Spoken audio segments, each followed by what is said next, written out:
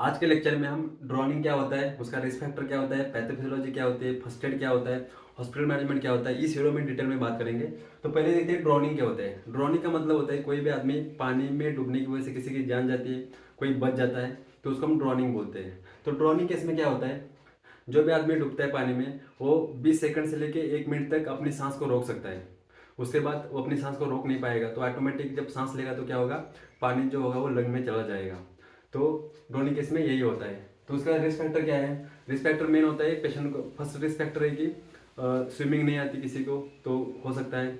उसके बाद किसी को मतलब कोई कोई कोई आदमी सुसाइड करता है पानी में डुबकी लगा के, तो वो भी हो सकता है। या कोई किसी को मेडिकल कंडीशन है, किसी को मतलब सीजर आते हैं, अगर स्विमिंग करते समय किसी को सीजर आता है तो वो भी मतलब रिस्क फैक्टर हो सकता है। या कोई मतलब गांव में क्या होता है, जो लेडीज़ लोग होते हैं वो कपड़ा धोने के लिए कैनॉल हो गया नदी में जाते हैं, तो उसमें पैर स्लिप होने का चांसेस ज़्यादा होते हैं, तो उसमें भी रिस्क हो सकता है ड्रोनिंग के। उसके बाद जो छोटे बच्चे होते हैं तो टब में नहाते समय, उस टाइम भी टब में नहाते समय भी ड्रोनिंग हो सकता है। तो ये रिस्क फैक्टर होते हैं। पैथोफिजियोलॉजी क्या है, तो ड्रोनिंग के दो टाइप्स होते हैं, एक होता है ड्राई ड्रोनिंग होता है, एक होता है वेट ड्रोनिंग। तो ड्राई ड्रोनिंग होता है 10% होता है, बहुत कम होता है। वेट ड्रोनिंग होता है 90%, बहुत ज़्यादा केसेस होते हैं। तो ड्राई ड्रोनिंग का मतलब क्या होता है, जो पानी होता है हमारे लंग में नहीं जाता। क्यों नहीं जाता, बिकॉज जो लैरिंग्स होता है वो स्पास्म हो जाता है, मतलब क्या होता है सिकुड़ जाता है, क्लोज हो जाता है, जिसकी वजह से पानी जो होता है हमारे लंग में नहीं जाता है, उसको बोलते हैं ड्राई ड्रोनिंग। वेट ड्रोनिंग का मतलब होता है कि पानी जो होता है हमारे लंग में चल जाता है, उसको बोलते हैं हम वेट ड्रोनिंग। ठीक है। तो इसमें क्या होता है, दोनों केस में क्या होता है, हाइपोक्सिया होता है। हाइपोक्सिया का मतलब होता है हमारी बॉडी में क्या होता है, ऑक्सीजन लेवल कम हो जाता है। दोनों केस में क्या होता है, हाइपोक्सिया होता है। प्लस क्या होता है, एसिडोसिस हो जाता है। एसिडोसिस क्यों हो जाता है, हमारा जो लंग और किडनी क्या करता है, एसिड बेस को बैलेंस करता है। तो हमारा लंग जो होता है नॉन फंक्शन हो जाता है। तो नॉन फंक्शन होने की वजह से क्या होगा, हमारा जो कार्बन डाइऑक्साइड बॉडी में होता है वो क्या होता है, रिलीज नहीं होता। क्योंकि कार्बन डाइऑक्साइड जो होता है थोड़ा सा एसिडिक होता है, तो हमारी बॉडी से अगर कार्बन डाइऑक्साइड रिलीज नहीं होगा तो क्या होगा, हमारी बॉडी में क्या होगा, कार्बन डाइऑक्साइड बिल्डअप हो जाएगा, बढ़ जाएगा, उसकी वजह से क्या होगा, एसिडोसिस हो जाएगा। तो हाइपोक्सिया हो गया, एसिडोसिस हो गया, जिसकी वजह से क्या होगा, हमारा कार्डियक फेलियर हो जाएगा।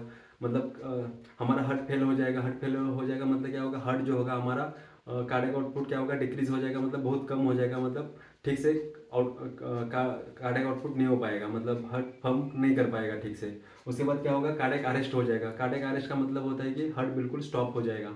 अगर हमारे ब्रेन को 4 से 6 मिनट तक अगर ब्लड सप्लाई नहीं मिलता तो ब्रेन डेथ हो जाता है। तो ये मेन चीज़ किसकी वजह से हो रहा है, हाइपोक्सिया हो रहा है, और प्लस क्या हो रहा है, एसिडोसिस हो रहा है, जिसकी वजह से पेशेंट की क्या हो रहा है, जान जा रही है। ठीक है। तो उसके फर्स्ट एड हॉस्पिटल मैनेजमेंट क्या होता है, फर्स्ट हम क्या करें, call the EMS, emergency medical service के लिए कॉल करना है।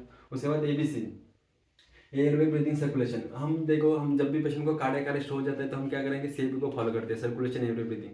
लेकिन ड्रोनिंग केस हो गया या कोई ट्रॉमा केस होता है उसको हम एबीसी को फॉलो करते हैं। क्योंकि देखो ड्रोनिंग केस में जो होता है, आप देख रहे हो कि ड्रोनिंग में मेन किसकी वजह से जान जा रही है पेशेंट को, हाइपोक्सिया की वजह से हो रहा है। तो मेन रीजन क्या है, हाइपोक्सिया है। तो इसकी वजह से हम क्या करेंगे, पहले एयरवे एबीसी को फॉलो करेंगे। ठीक है। उसे हम क्या करेंगे, एयरवे चेक करेंगे। एयरवे कैसे चेक करते हैं, तो मेरा अलग से लेक्चर बना हुआ है, सीपीआर का डेमो मैंने अलग से वीडियो बना हुआ है, उसको आप देख सकते हो। एयरवे कैसे चेक करते हैं, ब्रीदिंग कैसे देना है। तो हम पहले एयरवे चेक करेंगे, अगर कोई फॉरेन बॉडी या कोई भी मतलब ऑब्स्ट्रक्शन होगा तो हम उसको निकालेंगे। उसके बाद ब्रीदिंग चेक करेंगे, अगर ब्रीदिंग अपसेंट है तो पेशेंट को कंटिन्यू 5 इनिशियल ब्रीदिंग देना है, मतलब 5 स्टार्टिंग में breathing mouth to mouth breathing देना है। अगर हमारे पास अगर अम्बू बैग है तो अम्बू बैग से हम ब्रीदिंग दे सकते हैं। अगर अम्बू बैग नहीं है तो हम माउथ टू माउथ ब्रीदिंग देना है। उसके बाद हम सर्कुलेशन चेक करेंगे। अगर सर्कुलेशन अपसेंट है तो हम क्या करेंगे, सीपीआर शुरू करेंगे, चेस्ट कॉम्प्रेशन शुरू करेंगे। 30 chest compression to mouth to mouth breathing, फिर 30 chest compression to mouth to mouth breathing. तो सीपीआर का मैंने अलग से वीडियो बनाया है, तो आप उसको देख सकते हो। अगर पेशेंट का सर्कुलेशन प्रेजेंट है, ब्रीदिंग अपसेंट है, तो हम क्या करेंगे, पेशेंट को हम 1 मिनट में कम से कम 10 माउथ टू माउथ ब्रीदिंग देंगे। ठीक है। अगर पेशेंट अनकॉन्शियस है, सर्कुलेशन प्रेजेंट है, ब्रीदिंग प्रेजेंट है, तो पेशेंट को क्या करेंगे, रिकवरी पोजीशन में करेंगे और जल्दी से जल्दी पेशेंट को हॉस्पिटल में पहुंचाना है। क्योंकि रिकवरी पोजीशन में क्या होता है, पेशेंट को एस्पिरेशन के चांसेस कम होते हैं, इसलिए क्या करेंगे, हम रिकवरी पोजीशन में लिटाएंगे उसको। उसके बाद एडी मशीन, अगर पेशेंट का पल्स एब्सेंट है तो हम, अगर हमारे पास एडी मशीन अवेलेबल होता है, एडी क्या होता है, ऑटोमेटेड एक्सटर्नल डिफिब्रिलेटर, मतलब ये मशीन, एडी मशीन से हम पेशेंट को शॉक देते हैं। तो एडी मशीन क्या कहता है, ऑटोमेटिक रिदम को चेक करके वो खुद शॉक देता है। तो अगर आजकल क्या होता है, एडी मशीन जो होता है पब्लिक प्लेस में मिल जाता है, अगर एडी मशीन अपने पास अवेलेबल है तो हम एडी से पेशेंट को शॉक दे सकते हैं। उसके बाद हॉस्पिटल एडवांस एसीएलएस क्या होता है, एडवांस कार्डियक लाइफ सपोर्ट, वो जो होता है मेनली हॉस्पिटल में होता है एडवांस कार्डियक लाइफ सपोर्ट। तो उसमें पेशेंट को हम इंट्यूबेशन करते हैं, सीपीआर कंटिन्यू करते हैं, डिफिब्रिलेटर से शॉक देते हैं, इंजेक्शन एड्रेनलिन, बहुत सारी चीज़ें आती है एसीएलएस में। तो एसीएलएस के बारे में मैंने अलग से वीडियो बनाया हुआ हो, तो आप उसको देख सकते हो। ठीक है, उसके बाद नो हेमरेज मैन्यूअर, इसमें क्या कहते हैं, हम ड्रॉनिंग केस में हम हेमरेज मैन्यूअर नहीं देते। हेमरेज मैन्यूअर क्या होता है, उसमें पेशेंट को हम अब्डोमिनल थ्रस्ट देते हैं, इसमें चॉकिंग में देते हैं, लेकिन ड्रॉनिंग केस में हम रिकमेंड नहीं करते हैं। तो हमें ड्रॉनिंग केस में क्या करना है, हेमरेज मैन्यूअर नहीं देना है। उसके बाद ट्रीट फॉर हाइपोथर्मिया, अगर देखो जब भी पेशेंट अनकॉन्शियस होता है तो हमारा फर्स्ट प्रायोरिटी क्या होता है, सर्कुलेशन और ब्रीदिंग हमारा फर्स्ट प्रायोरिटी होता है। तो फर्स्ट टाइम पेशेंट अनकॉन्शियस होता है तो हम पेशेंट को सर्कुलेशन ब्रीदिंग को मेंटेन करेंगे, उसके बाद हम क्या करेंगे, पेशेंट को हाइपोथर्मिया को ट्रीट करेंगे। नहीं तो अगर हाइपोथर्मिया को ट्रीट कर दिया, अगर पेशेंट का सर्कुलेशन मतलब पल्स अब्सेंट है, ब्रीदिंग अब्सेंट है, अगर हमने हाइपोथर्मिया को ट्रीट किया तो पेशेंट क्या होगा, ब्रेन डेथ हो जाएगा। तो हम फर्स्ट प्रायोरिटी क्या है हमारा, सर्कुलेशन ब्रीदिंग, उसके बाद ब्रेन क्या होता है, हाइपोथर्मिया बाद में। ठीक है, तो उसके बाद क्या करेंगे, चेक वाइटल पैरामीटर, उसके बाद पेशेंट का टेम्परेचर, पल्स रेशन, बीपी, एसपीओ2 चेक करना है, पेशेंट को ऑक्सीजन कंटिन्यू देना है।